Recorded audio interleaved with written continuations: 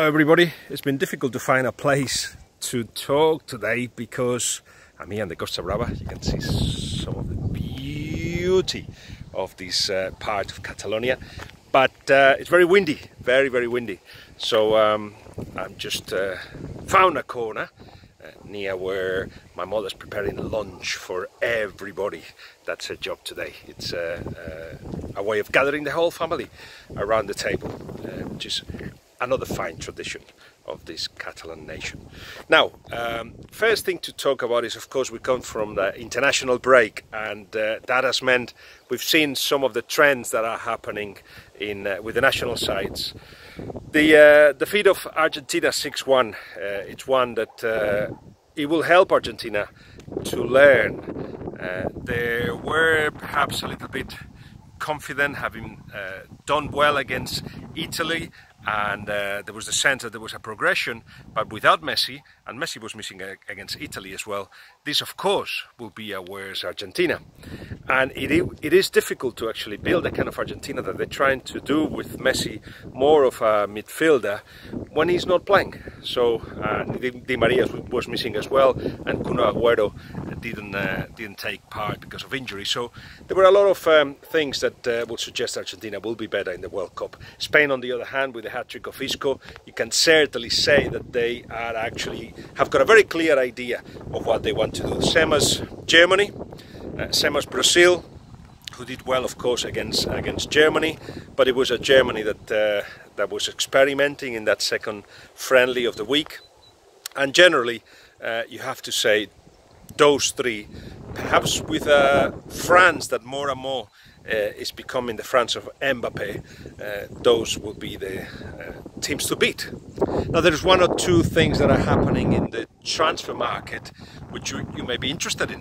One, Lewandowski. I did a little video yesterday, but just briefly, basically, even though Bayern are actually talking about not selling the player, he's going to do everything he can to actually leave. Started with a change of agents, and Bayern are actually letting it out that they will not deal with Pini Zahavi. This is, of course, a way of other agents getting involved, and Cesare Kucharski, who was the agent of Lewandowski, is the one suggested to do the deal if there is any deal to be done. So there's a little bit of a war of representatives, but as you know, Lewandowski has gone with Pini Zahavi because he feels that he will get him the deal that he wants, a deal that takes him away from Bayern and to another of the top teams in Europe, be it PSG, who are willing to pay 150 million euros, don't ask me how, but that's what the player has heard.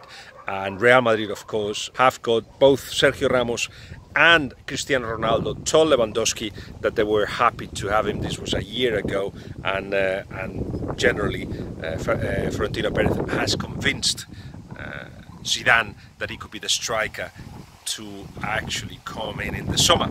But a long way to go because, of course, at the moment Bayern Munich are not negotiating at all. I hope you can still hear me because the wind is becoming quite strong. But there's the Isco situation. He's been linked to Manchester City.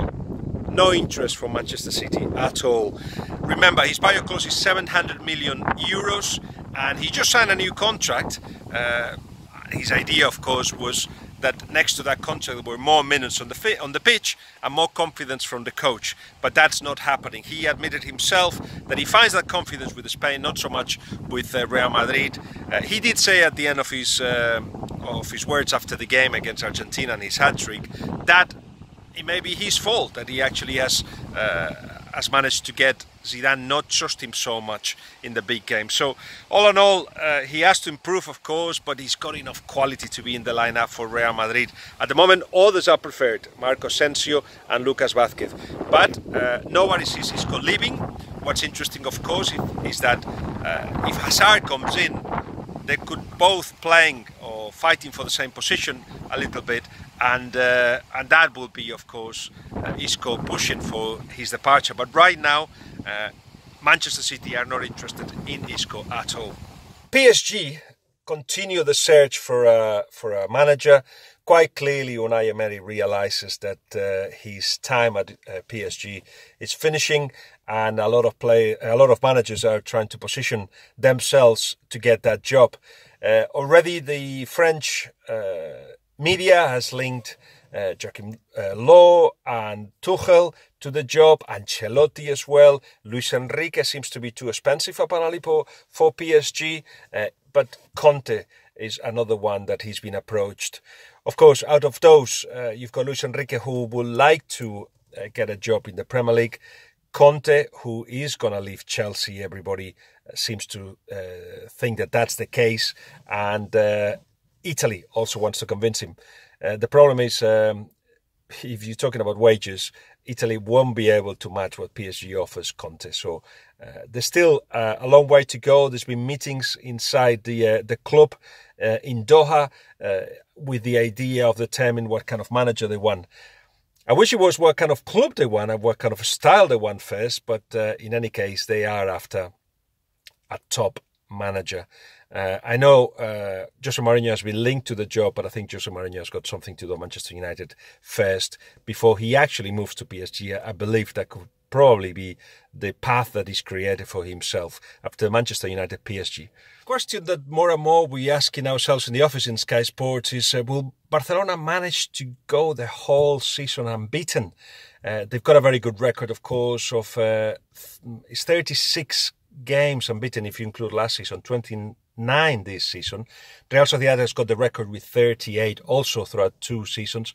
There's an article I've written with the online people at Sky Sports in which we explore the possibilities, and what we've seen is that quite clearly April is key. Absolutely, of course, the season is about to finish, a couple of months anyway, and there could be 8 games in April, cup final, potentially 3 Champions League matches, and if you include the first day in May and the last in March, you're talking about 10 games in that period.